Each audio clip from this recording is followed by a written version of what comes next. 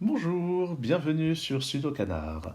Dans cette vidéo, je continue d'explorer le round 3 du Sudoku Grand Prix 2014, organisé par la Suisse et plus précisément par Frédéric Stalder, qui a été multiple champion de la discipline dans son pays, et qui par ailleurs est francophone. Je ne le connais pas personnellement, mais j'apprécie beaucoup jusqu'ici les grilles que j'ai eu l'occasion de résoudre. Et passons à la troisième grille de ce livret, qui est encore une grille classique, et qui est évaluée à 33 points, comme la grille numéro 2. Donc on va voir si je la résous dans un temps similaire. Le temps idéal, le temps idéal prévu est environ 5 minutes. Évidemment, les super champions vont bien plus vite que ça. Mais ce n'est pas ce que je suis. On peut remarquer qu'il y a ici une espèce d'horloge suisse avec les aiguilles. C'est bien sympathique. Alors regardons les 9. Ah bah tiens, les 7 déjà. Et puis les 9 aussi, ça va donner des choses. En tout cas, le 7 déjà, je peux le placer là. Ce 9, ce 9, ce 9, je peux mettre un 9 ici.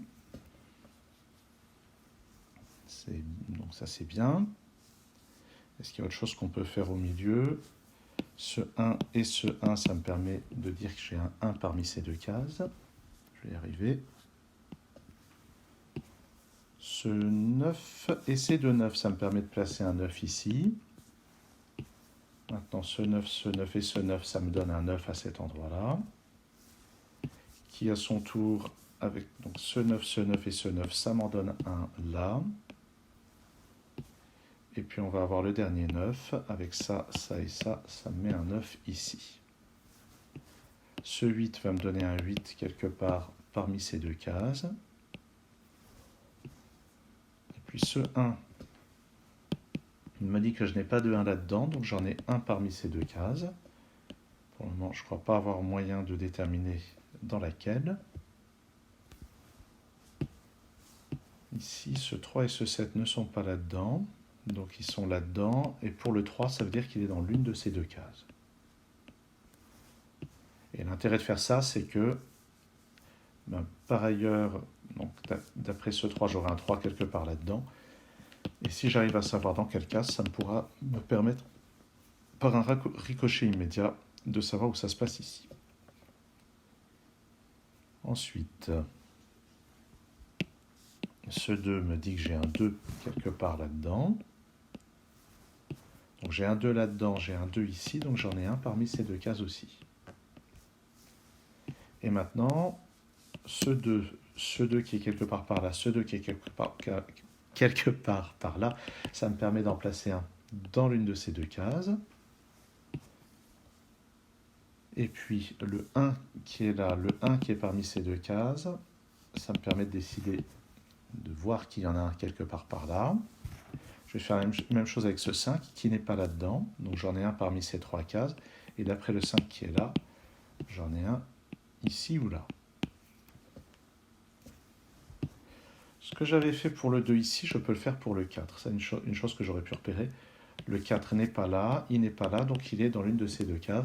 Donc en fait, ce sont un 2 et un 4 qui sont là-dedans. Le 5 n'est pas ici. Dans la colonne, il est quelque part par là. Il n'est pas là. Donc il est dans l'une de ces deux cases. Et j'ai aussi un 8 parmi ces trois-là. Mais je n'ai pas de restriction sur le 8 à l'aide de ça. Où est-ce que je peux regarder maintenant?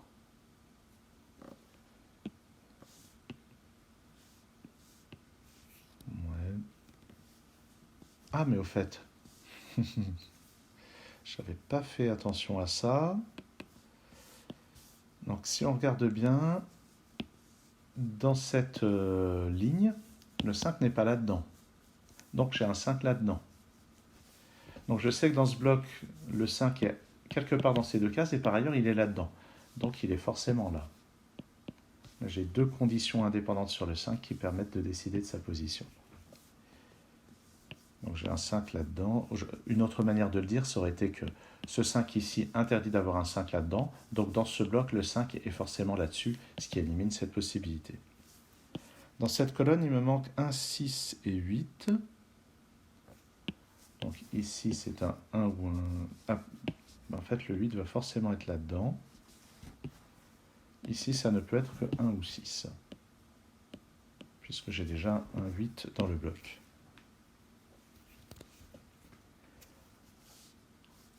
Ouais. Dans cette colonne, il me manque... Ah, mais au fait,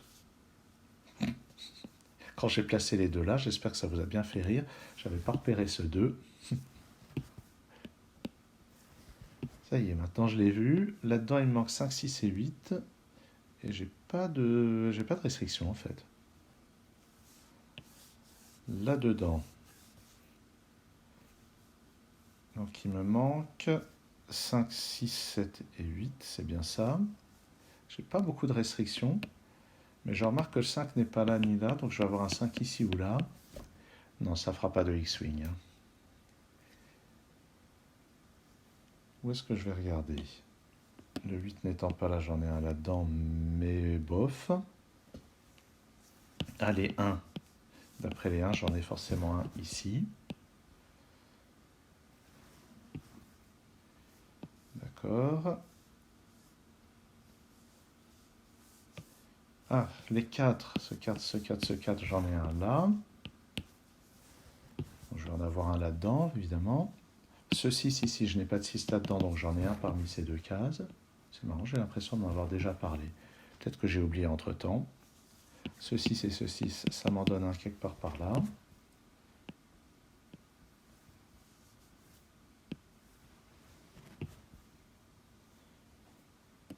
Oui. Qu'est-ce que je peux regarder? J'ai déjà mis plus de temps que la grille précédente. Il y a quelque chose de différent en matière de difficulté, visiblement. Je n'ai pas de 6 ici. Donc je vais en avoir un parmi ces deux cases. Et là, c'est un 5 ou un 8. Je vais le noter.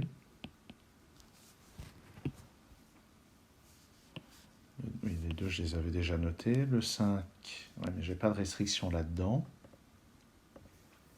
Là-dedans, il me faut 1, 2, 5 et 8. Ici, ça ne peut être que 2 ou 8. Ici, ça ne peut être que 1 ou 8.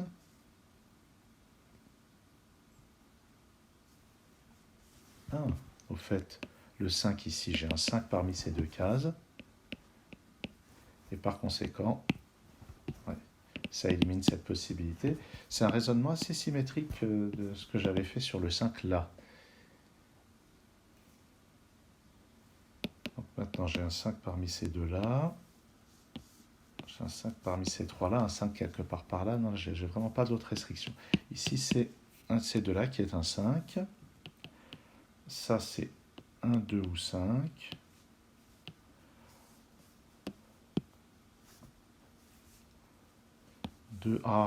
Les deux, ici, j'ai un 2 dans cette case.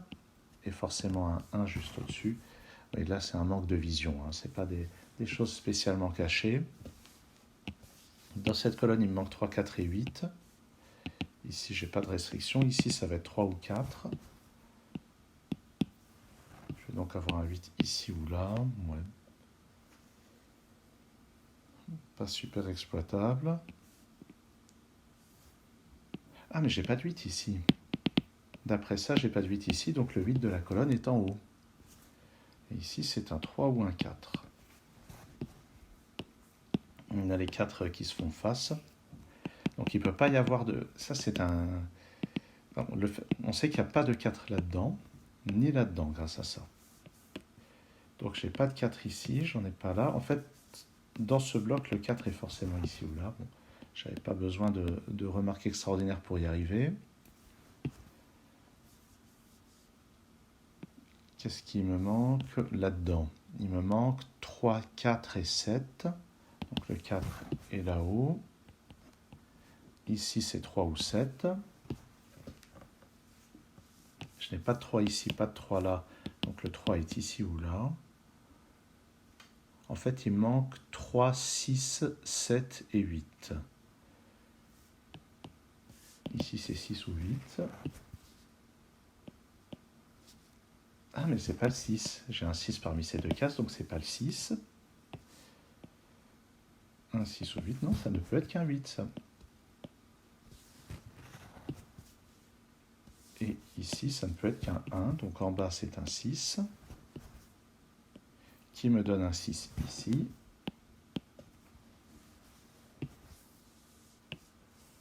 Donc ce 1, oui, ce 1, j'aurais certainement pu l'avoir plus tôt. Pas sûr. Hein. Là-dedans, c'est 6, 7 et 3. D'après ce 6, là, j'ai un 3 ou un 7.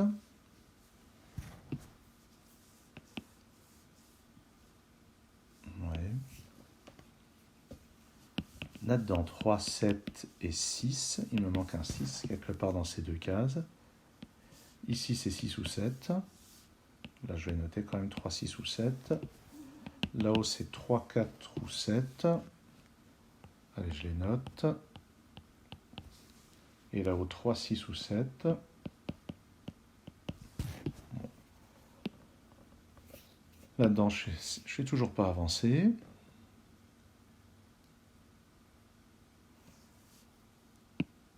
Où est-ce que je vais regarder?